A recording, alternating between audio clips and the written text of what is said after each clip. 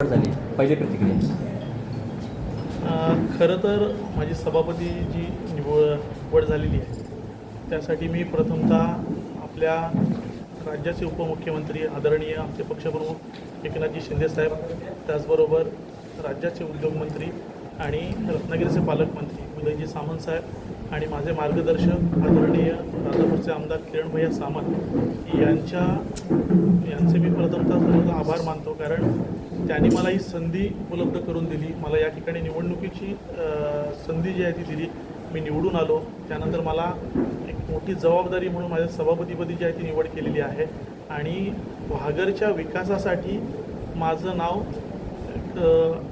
पुढे जे आहे ते त्यांनी केलेलं आहे आणि आम्ही सर्व सदस्य एक दिलानं एक मतानं आम्ही या ठिकाणी काम करू आणि घागरचं एक नवी दिशा, नवी ओळख जी आहे ती घागरला मिळवून देण्याचा आम्ही नक्की प्रयत्न करू. ह्याच्या अगोदर काय झालं याच्यासाठी आम्ही या ठिकाणी मागचं काही जे आहे ते काढतच बसणार नाही आहे, कारण नव्यानं सुरुवात जी आहे ती पुन्हा करावी लागणार आहे घागरच्या एकूणच विकासासाठी. कारण आपण बघायला गेलो तर घागरमध्ये अनेक समस्या ज्या आहेत त्या आजही सुटलेल्या नाही आहेत. म्हणजे अगदी रस्त्यांचे असतील, पाणी असेल, वीज असेल, या सगळ्यांच्या समस्या ज्या आहेत त्या सोडवण्याच्या दृष्टीनं आम्ही एक दिलानं एक मतानं काम करू. आणि मी या सगळ्यासाठी आमचे रत्नागिरीचे पालकमंत्री जे आहेत उदयजी सामंत यांचं मार्गदर्शनाखाली आम्ही हे सगळं जे आहे ते काम करू. आम्ही युती म्हणून लढलो होतो, युती म्हणून देखील काम करू.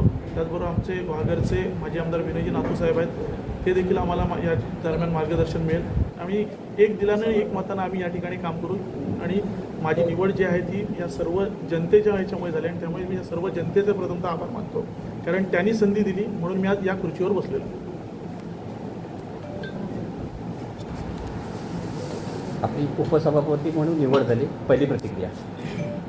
महाराष्ट्र राज्याचे मुख्यमंत्री सन्माननीय फडणवीस साहेब, भाजपाचे प्रदेशाध्यक्ष चव्हाण साहेब, या रत्नागिरी जिल्ह्याचे उद्योगमंत्री, पालकमंत्री, कार्यसम्राट सन्माननीय सामंत साहेब आणि त्याचबरोबर कोकणाकडे भारतीय जनता पार्टी म्हणून विशेष लक्ष ठेवून असणारे आमचे मित्र आणि प्रदेशाध्यक्षांचे स्वीय सहाय्यक अनिकेतजी पटवर्धन, माझे जिल्हाध्यक्ष सतीशदादा मोरे, या सगळ्यांनी एक चांगल्या प्रकारे मला संधी दिली निवडणूक लढवण्याची.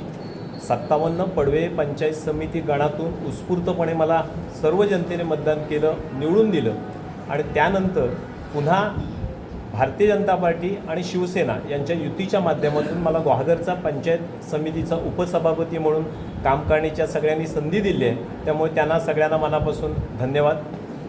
प्रणवजींच्या नेतृत्वात म्हणजे सभापती पदाच्या नेतृत्वात आम्ही सर्वजण एकत्र येऊन घागर तालुक्याचा, घागरवासियांना अपेक्षित असणारा सर्वांगीण विकास करण्याचा प्रामाणिकपणे प्रयत्न करणार आहोत.